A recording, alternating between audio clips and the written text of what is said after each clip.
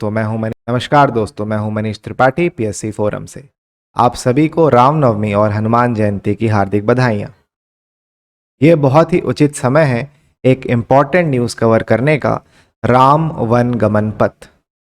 आप सभी को पता होगा कि राम ने अपने जीवन काल के 14 वर्ष वनवास में काटे थे।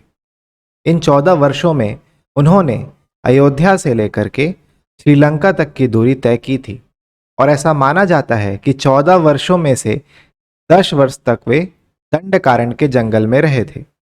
दंडकारण्य का जंगल छत्तीसगढ़ का प्राचीन नाम था। आप ये हिस्सा देख सकते हो, यह हिस्सा छत्तीसगढ़ के अंतर्गत आता है। राज्य सरकार ने अपनी संस्कृति को संजोने के लिए, उसे मजबूत बनाने के लिए ऐसे 75 स्पॉट्स आइडेंटिफाई किए हैं जिन्हें कल्चरल हॉटस्पॉट के तौर पर डेवलप किया जाएगा। उसी कार्यक्रम का नाम है श्री राम वन गमन मार्ग या सर्किट। तो इसके अंतर्गत 75 ऐसे स्पॉट्स को डेवलप करने की एक नीति तैयार की गई है और इसे चरणबद्ध तरीके से पूरा किया जाएगा। इन 75 स्पॉट्स को चरणबद्ध तरीके से डेवलप किया जाएगा। पहले फेज में ऐसे 9 स्पॉट्स आइडेंटिफाई किए गए हैं।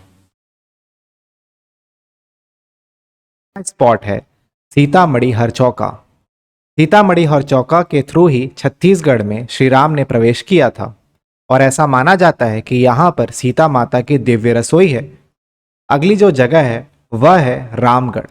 रामगढ़ की पहाड़ी काफ़ी इंपॉर्टेंट आर्कियोलॉजिकल साइट है और यहाँ पे 2 इंपॉर्टेंट गुफाओं का नाम आप याद रखिएगा, सीता बेंगरा की गुफाएं और जोगी मारा की गुफाएं।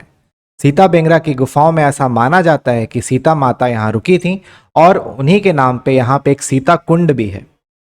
जोगी मारा की गुफाएं काफ़ी इंपॉर्टेंट है।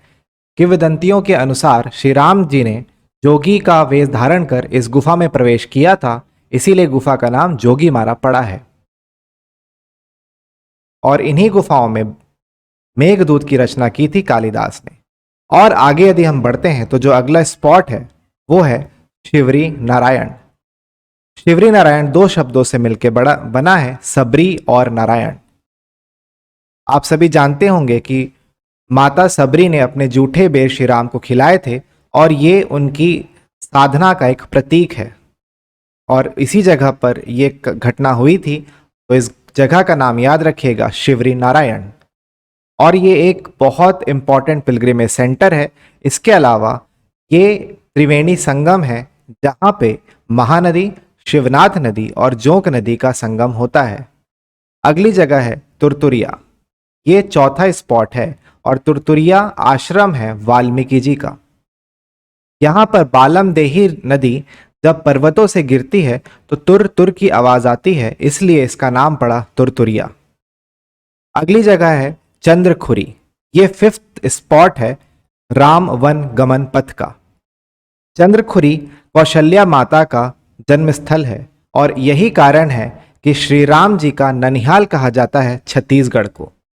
और एक बात आप जान लें, चंद्रखुरी में माता कौशल्या का एकमात्र मंदिर है, पूरे भारत में एकमात्र मंदिर है। आगे बढ़ने पर जो अगला स्पॉट है वो है राजिम। राजिम फिर से एक त्रिवेणी संगम है जहां पर पैरी, सोंडुर और महानदी मिलती हैं